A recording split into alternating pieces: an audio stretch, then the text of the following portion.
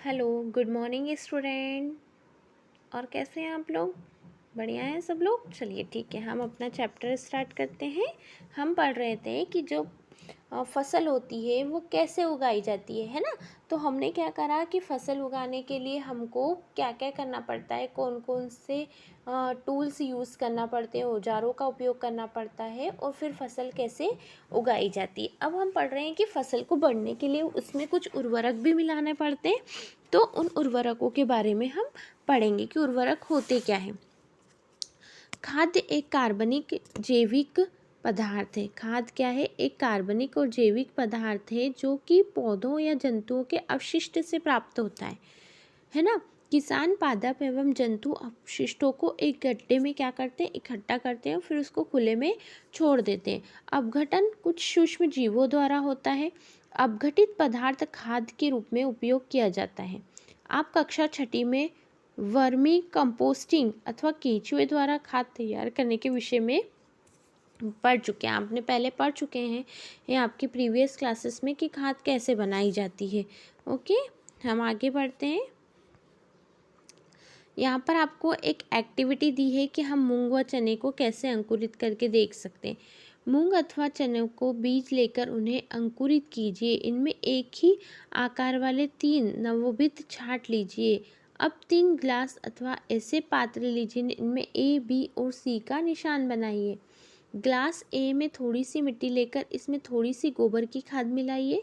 Glass B में समान मात्रा में मिट्टी लेकर उसमें थोड़ी यूरिया मिलाइए तथा ग्लास सी में मिट्टी लीजिए बिना कुछ मिलाए। अब इनमें पानी की समान मात्रा डालकर इन्हें सुरक्षित स्थानों पर रख दीजिए।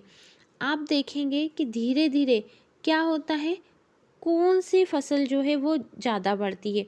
देखो आपको यहाँ पर तीनों के डायग्राम दिए। जैसे देखो सबसे पहले वाली में हमने क्या मिलाया था, गोबर की खाद, है ना। ए वाले में हमने गोबर की खाद मिलाई, बी वाले में हमने यूरिया मिलाई और जो सी वाला था उसमें हमने कुछ नहीं मिलाया।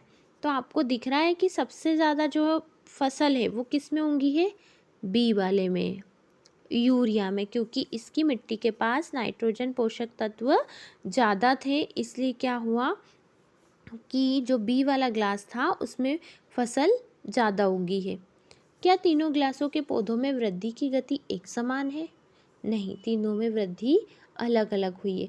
किस गिलास में पौधे की वृद्धि बेहतर है?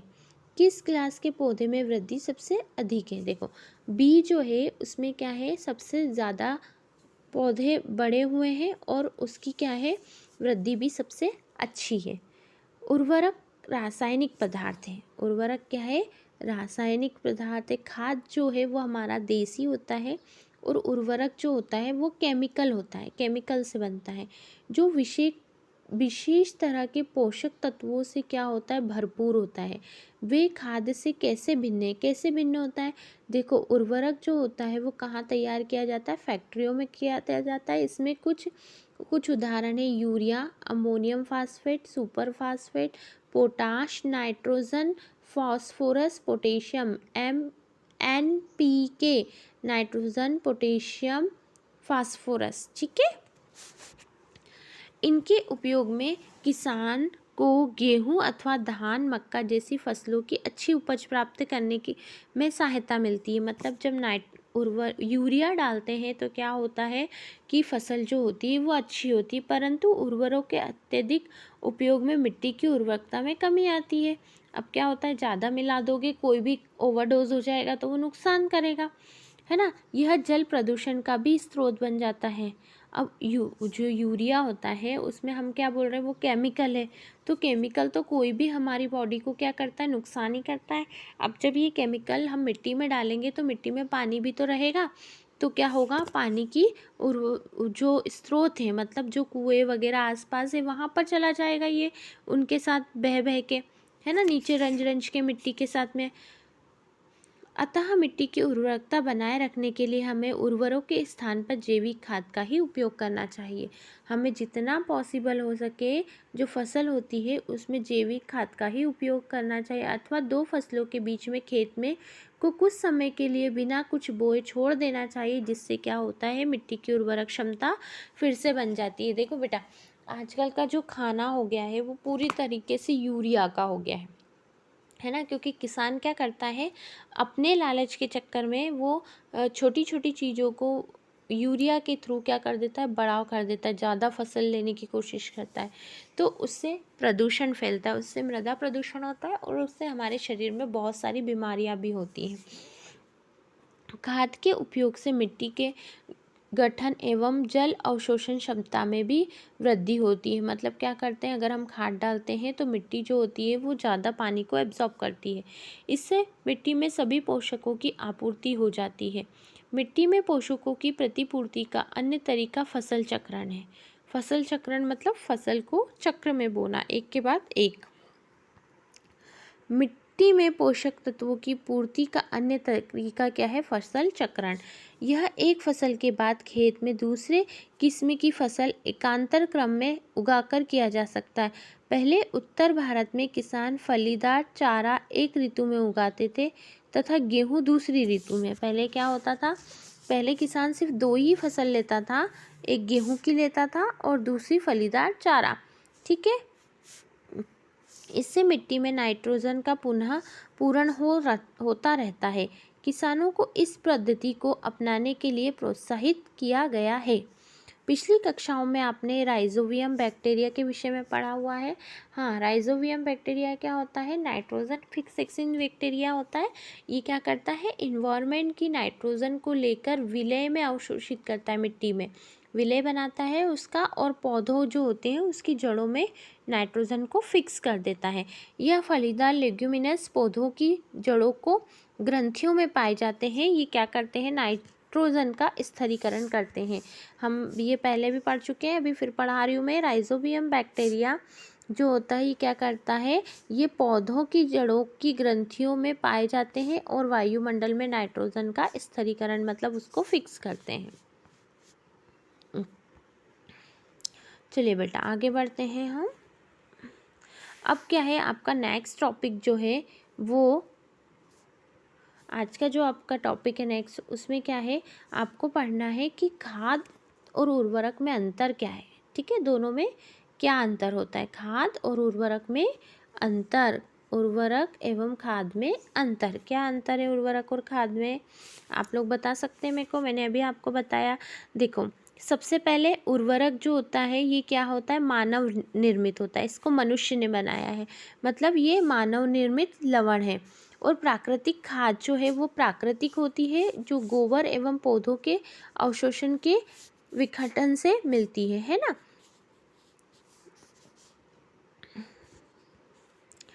उर्वरक जो होता है इसका उत्पादन कहाँ होता है, फैक्ट्रियों में होता है। और खाद का जो उत्पादन है वो खाद खेतों में बनाई जा सकती है। ठीक है, उर्वरक जो होता है वो मिट्टी को ह्यूमस प्राप्त नहीं होता, उर्वरक से मिट्टी को किसी भी तरह का ह्यूमस प्राप्त नहीं होता, और खाद से प्रचुर मात्रा में ह्यूमस प्राप्त होता है।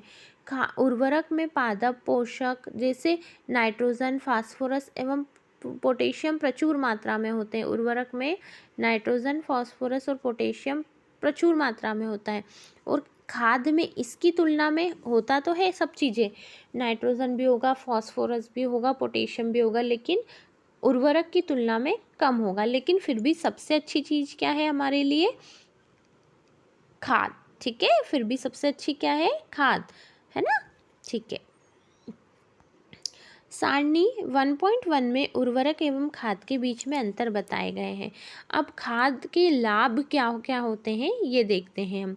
ठीक है, खाद को मैंने कहा कि, मैंने भी आप लोगों से कहा कि भैया खाद बहुत अच्छी होती है, तो आप पूछोगे ना मैडम क्यों होती है खाद अच्छी, उर्वरक ज़्यादा अच्छी होना चाहिए ना, क्योंकि उर्वरक में तो सब मिल रहा है हमको अपने आप ही, लेकिन फिर भी खाद ज़्यादा अच्छी होती है। वो क्यों होती है उसको देखते हैं।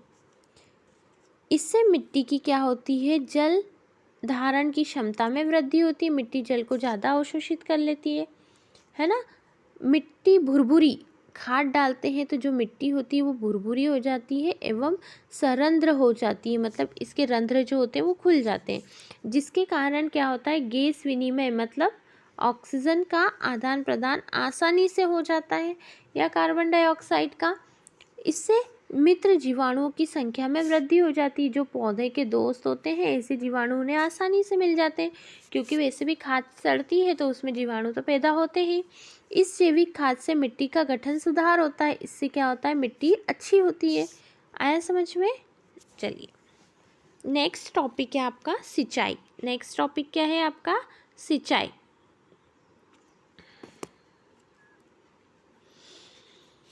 जीवित रहने के लिए प्रत्येक जीव को जल की आवश्यकता होती है। कोई भी जीव हो उसको जीवित रहने के लिए किसकी आवश्यकता होती है?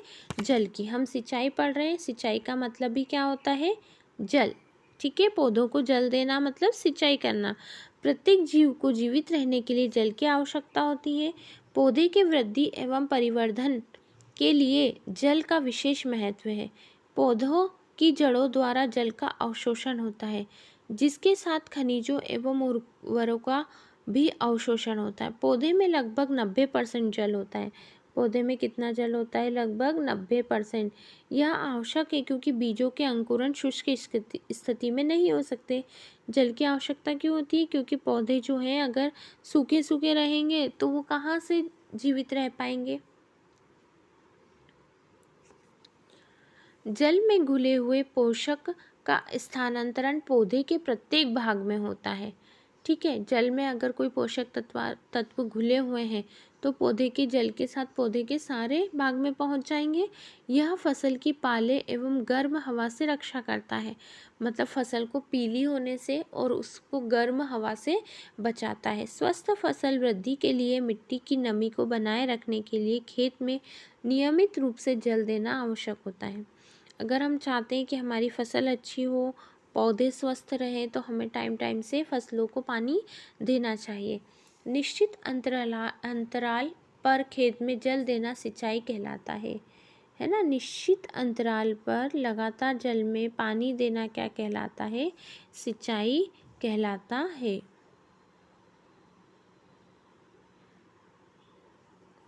सिंचाई का समय एवं बारंबारता फसलों की मिट्टी एवं ऋतु में भिन्न होता है। गर्मी में पानी देने की बारंबारता अपेक्षाकृत अधिक होती है, क्योंकि गर्मी में क्या होती है, फसल जल्दी से सूखती है, इसलिए उसको हमको जल्दी जल्दी पानी देना पड़ता है। ऐसा क्यों है? क्या मिट्टी में एवं पत्तियों में जल वाष्पन की दर अधिक होने से ऐसा होता है? इस वर्ष पानी देते समय मैं अधिक सतर्क हूँ। पिछली गर्मियों में मेरे पौधे जो थे वो सूख गए थे और मर गए थे, है ना। क्या होता है, जो जल होता है वो जल्दी से सूख जाता है, क्योंकि क्या होता है, जो वाष्पोत्सर्जन की प्रक्रिया होती है इसमें जल ऊपर चला जाता है जल्दी से। अब हम पढ़ेंगे सिंचाई के स्रोत। कुएं, जलकूप, नदी, तालाब, झील, नदियाँ, बांध, ये सब क्या है, हमारे सिंचाई के स्रोत होते हैं। नहर पता है क्या होती है? नहर एक आर्टिफिशियल छोटी रिवर होती है, ठीक है, जिससे क्या करते हैं, किसान जल लेते हैं और अपनी फसलों को देते हैं। पहले पढ़ते हैं सिंचाई के पारंपरिक तरीके, मतलब पहले सिंचाई किस तरीके से की जाती थी। सिंचाई के पारंपरिक तरीके। कुओं, झीलों एवं नहरों में उपलब्ध जल को निकालकर खेतों तक पहुंचाने के लिए विभिन्न तरीकों का उपयोग किया जाता है। मवेशी अथवा मजदूर इन विधियों में इस्तेमाल किए जाते हैं, अतः यह सस्ते हैं, परंतु यह कम दक्ष हैं। विभिन्न पारंपरिक तरीके निम्न हैं: गिरनी, चेन पंप, डेकली, रहट, ये सब आपको दिया गया है। रहट क्या होता था? एक, देखो मैं आपको सब बताती हूँ। मोट मतलब क्या होता था? एक बाल्टी जैसा बड़ा, है ना। क्या करते थे, वो रस्सी से कुएं में डालते थे, देन उसको कुएं के पास से एक नाली बना देते थे और उसको छोड़ देते थे। कहाँ पर? खेत में। ऐसे किसान डालता हुआ दिखाई दे रहा ना, ऐसे डाल देते थे, तो वो पूरे खेत में पानी धीरे धीरे धीरे, लेकिन इसमें सोचो कितना टाइम लगता होगा, बार बार निकालना, और किसान को भी मेहनत। चेन पंप में क्या होता था? कुएं से बाल्टी को ऐसे वो किया जाता था कि वहाँ से पानी आता था और इसके थ्रू पूरे खेत में इस तरीके से पहुँच जाता था। उसके बाद क्या आया? उसके बाद डेकली क्या होती थी बेटा? डेकली मीन्स ऐसा होता था कि एक बड़ा सा लकड़ी लेकर और उसको उसमें बाल्टी बांधकर और उसमें एक भारी पत्थर बांध दिया जाता था, उसको नीचे डाला जाता था, तो क्या होता था, कुएं से पानी आता था और बाल्टी में, और फिर उस बाल्टी से निकाल कर कुएं की साइड से डाल देते थे, तो वो धीरे धीरे खेतों में जाता था, है ना, इस तरीके से। और इससे कुएं से बार बार पानी लाने के लिए क्या करते थे, बेलों का भी उपयोग करता था। बेलों को घुमाया जाता था और पानी निकाला जाता था। लेकिन सोचो इसमें कितना टाइम लगता होगा। जल को ऊपर खींचने के लिए पंप का उपयोग किया जाता है। आजकल क्या हो गया है, जल को ऊपर खींचने के लिए पंप का उपयोग किया जाता है। पंप चलाने के लिए डीजल, बायोगैस, विद्युत एवं सौर ऊर्जा का उपयोग करना पड़ता है, सौर ऊर्जा। कृषि की आधुनिक विधियाँ। कृषि की आधुनिक विधियाँ दो तरह की हैं, ठीक है। कौन कौन सी होती है, एक तो छिड़काव, स्प्रिंकलर, छिड़काव तंत्र, और दूसरा डीप सिस्टम या फिर ड्रिप तंत्र, ठीक है। दो तरह की होती है। सिंचाई की आधुनिक विधियों द्वारा हम जल का उपयोग मितव्ययिता से कर सकते हैं, मतलब बिना उसको वेस्ट करे कर सकते हैं। इस विधि का उपयोग, पहला हमारा है छिड़काव विधि। इस विधि का उपयोग असमतल भूमि के लिए किया जाता है जहाँ पर जल कम मात्रा में उपलब्ध होता है।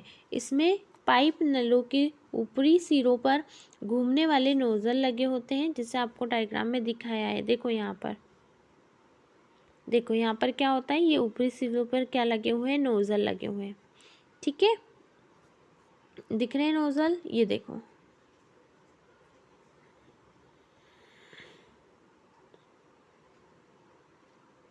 यह पाइप निश्चित दूरी पर मुख्य पाइप से जुड़े होते हैं। जब पंप की सहायता से जल मुख्य पाइप में भेजा जाता है तो वह घूमते हुए नोजल से बाहर निकलता है। इस छिड़काव पर पौधों पर इस प्रकार होता है कि जैसे वर्षा हो रही हो।